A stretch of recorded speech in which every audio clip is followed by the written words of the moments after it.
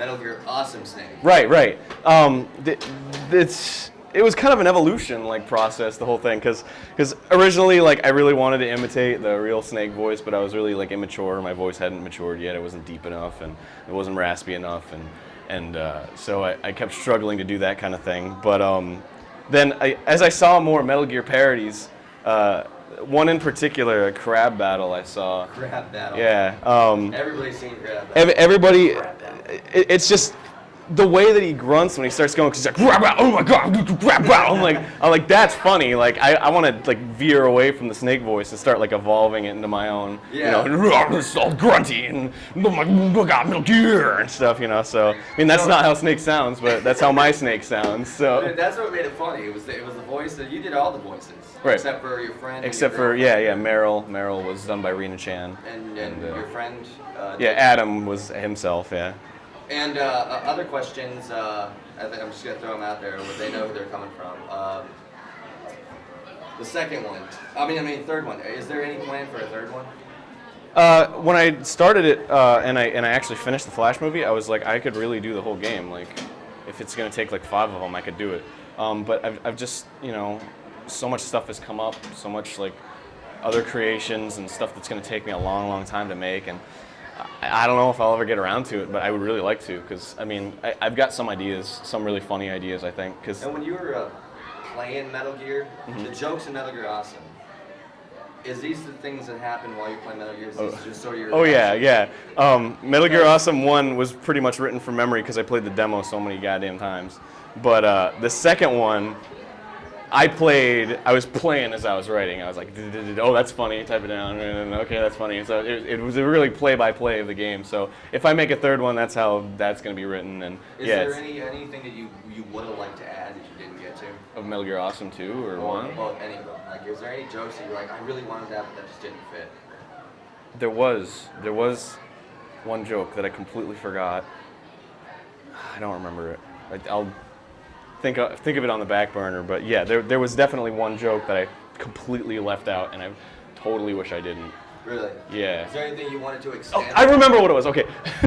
you know how at the end of the game when Ocelot's talking to Mr. President on the phone, and it's just text. At the end of Metal Gear Awesome 2, I wanted it to just fade to black, and then it's just you just hear the phone call, and it's he picks up, and you just hear oh God, my arm, oh my God, it hurts so much, I can't believe there's blood everywhere, Mr. President. But I didn't. I'll probably do that in the third one if I make a third one. So that's pretty funny. I like that. Did you? We got lots of questions, and we can only ask so many. We picked out a certain one from a lot of our fans, and it's just in your Awesome series, the mini episodes, Zelda and right, the compilations stuff. Yeah. How long does it? Do you have any more future games that you're gonna do? Are you gonna do the new Street Fighter 4 game or something? I got one. I have a couple scripts. I don't know if I really like any of them, but I do like the one about Crackdown that I wrote. I really want to make that one. The gangster future. Right. Where you're a super cop and you evolve and stuff. Yeah. I want to do one about that. And then I have a 50 Cent one that I've never made. I don't know if I want to do that. Yeah, the first Bulletproof. I called it a $50 indestructible. Didn't you not want to make that because it may have been offensive to a lot of people? Right. Yeah. There's a lot of N-word jokes and a lot of swearing and stuff like that. So yeah, I didn't get around to making that one. I don't know. It runs a little too long. It might not be the same kind of pace because the Awesome is joke after joke after joke. Yeah. And another thing, we have to ask. Somebody asked me this, and it's a pretty good question because we all wanted to know it. When Snake's out there beside the tank in Metal Gear Awesome, what is with the eyebrows growing oranges or whatever the fuck that is? I don't know. That was a very spur of the moment thing. I was just looking at that panel, and he gets into that pose, and I'm like, I don't know what else to do with him. He's in that pose, and that's the pretty much holding the same pose for that whole conversation. I was just there's all this space up here. I could grow a tree in that space, and so I just did, and I don't know. Yeah, that's one of my favorite jokes, honestly, when I see that. What is your favorite scene from the whole Awesome series? Your favorite joke that you did, the whole entire 1 and 2? That would definitely have to be the Otacon pissing scene. The Haunted Compass. Yeah, that was the first joke I ever came up with for Metal Gear Awesome 2. I actually came up with that when I was writing Metal Gear Awesome 1. And Really? it's kind of what made me think, oh, maybe I could do the whole game, because I have all these jokes for later stuff. But yeah, it's just so like in your face, like right there, just like, yeah, oh my God, what's going on? I wish I could have done it a little differently, because everyone comes in and says, hey guys. They're just like, hey guys, what's going on? Hey guys, what's up? Hey guys. So I wish I kind of mixed it up there. But. And the flash thing when you're skipping through it. Right. All those weird pictures you drew. Have you seen all of them? Yeah, I saw them on slow motion. Somebody put it on like a website, YouTube. Yeah, like I saw it on YouTube. I saw all the pictures, and I'm just like, was there a point to that, or were you just trying to like? I don't want to be serious. When I planned it originally, I had planned it like they were gonna do stuff. Like it was actually just gonna be Snake and Otacon, and they were gonna like do a bunch of goofy stuff. But I figured it would go by too fast, and I was like, I got 12 frames to run with. I'm just gonna fucking draw one picture for each frame, and it started out just being like, you know, mutated Snake and Otacon, but then it started evolving to like all these. And I really do think that it's funny that YouTube video you put on, saying don't go here. Oh yeah, Metal Gear Awesome isn't on YouTube. Because people tried to do that, didn't they? Upload. Yeah, they still do. I mean, I tried to take them off for a while, but it's. I mean, the end of that little parody thing was funny as shit because you were like, Metal Gear goes like 300 feet. Yeah, it's fruitless. YouTube is a force to be reckoned with. Like, I take off 10, 30 more pop up, so it's just like, why even bother? Well, I have to say, I have 3 favorites. The one where the thing rings when he climbs the ladder. Jesus Christ, you know. Like, it pulls out his ear. Ow, my ear! And the Meryl and thing, you know, like when she's like, make love to me. Because then when Snake's like, it's like, dude.